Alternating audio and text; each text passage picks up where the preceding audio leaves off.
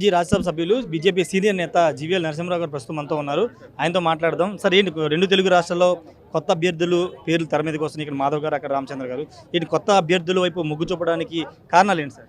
కొత్త అభ్యర్థులని కాదు, దేశవ్యాప్తంగా ప్రతి రాష్ట్రంలోనూ 3 సంవత్సరాలకు ఒకసారి జాతీయ అధ్యక్షుడి ఎంపిక ఉంటుంది.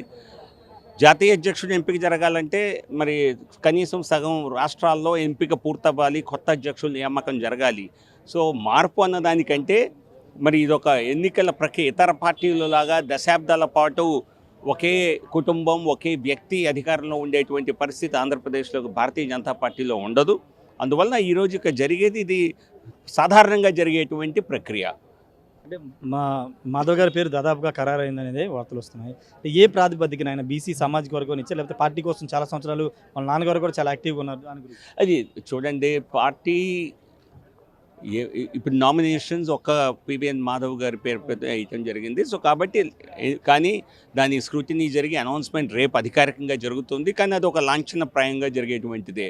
ఇక్కడ ఎంపికలు అన్నవి ఏ ఒక్క కోణంలో చూసి చేయవు. భారతీయ జనతా పార్టీ బలోపేతం చేయాలంటే సంస్థాగతంగా బలోపేతం చేయాలి. భారతీయ జనతా పార్టీని ప్రజల్లోకి తీసుకువెళ్ళాలి.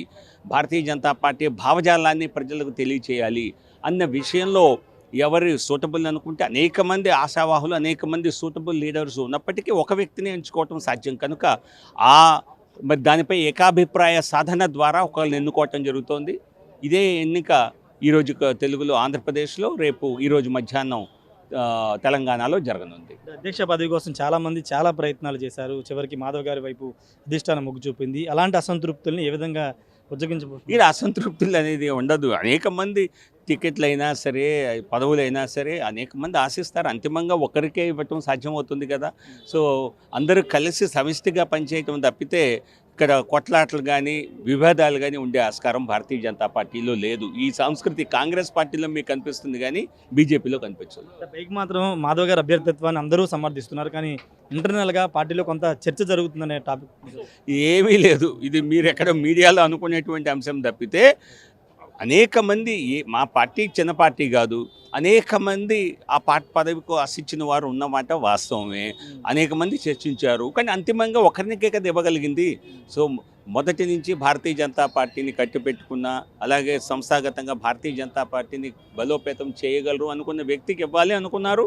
అదే నిర్ణయంతో ముందుకెళ్ళారు. దీనిలో ఎక్కడ మరి కొట్లాటలు, గొడవలు, విభేదాలు లాంటివి లేవు, ఉండవు కూడా. అంటే మీ ఎక్స్పెక్టేషన్స్ ఏంటి మాధవ్ గారి మీద? పార్టీని ఏ విధంగా ముందుకు తీసుకువెళ్తారు? పార్టీ బలోపేతానికి ఏ విధంగా కృషి చేస్తారని మీరు అనుకుంటున్నారు? ఖచ్చితంగా భారతీయ జనతా పార్టీ అంటిపెట్టుకున్న వ్యక్తిగా, మొదటి నుంచి ఉన్న మనిషిగా తప్పనిసరిగా భారతీయ జనతా పార్టీ బలోపేతానికి కృషి చేస్తారని, దాని ద్వారా ప్రతి ఎంపికలోనూ మేము అటువంటి ప్లస్ సమిష్టి కృషితో, ఒక వ్యక్తితో ఏది కూడా సాధ్యం కాదు.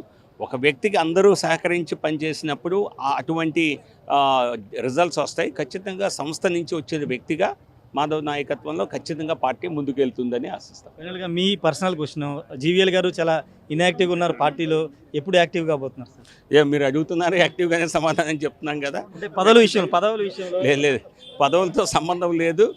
ఎప్పుడు ఏ విషయం పైనైనా మరి స్పందించవలసిన సమయం వస్తే, అవసరం వస్తే తప్పనిసరిగా మాట్లాడు. ఏదైనా గ్యాప్ ఉందా పార్టీకి? మీకేమన్నా గ్యాప్ లేదు, ఇవ్వలేదు. సో ఇది కంటిన్యూటీనే. ఓకే, కాకపోతే ఇక్కడ కొత్త అధ్యక్షుడు ఎన్నిక ప్రక్రియ తర్వాతనే జాతీయ స్థాయిలో అయినా, రాష్ట్ర స్థాయిలో అయినా ఫర్దర్ యాక్టివిటీస్ గేరప్ అవుతాయి. ఇది గత కొద్ది నెలలుగా అటువంటి ఒక రకంగా చెప్పాలంటే కొంత వ్యాక్యూమ్ నడిచిందన్నమాట వాస్తవం. ఇప్పుడు కొత్త అధ్యక్షుడు జాతీయ స్థాయిలో, రాష్ట్ర స్థాయిలో అయ్యాక అందరినీ కలుపుకొని పోయే పరిస్థితి దేశ స్థాయిలో, రాష్ట్ర స్థాయిలో కొనసాగుతుంది.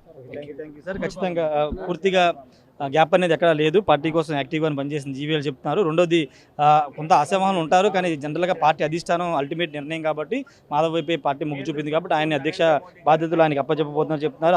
ఆ బాధ్యతల్ని మాధవ్ కూడా చాలా అద్భుతంగా నడిపించే శక్తి ఆయనకు ఉంది. ఎందుకంటే పార్టీలోను, అదేవిధంగా ఆర్ఎస్ఎస్, సంఘ పరివారాలు అన్నింటిలో పనిచేసిన అనుభవం ఉంది కాబట్టి ఆయన సమర్థవంతంగా ముందుకి పార్టీని తీసుకువెళ్తారని జీవీఎల్ నరసింహరావు అయితే ఆశాభావం వ్యక్తం చేస్తున్నారు. కెమెరా పర్సన్ శ్రీనివాస్తో రాజశేఖర్, విజయవాడ నుండి.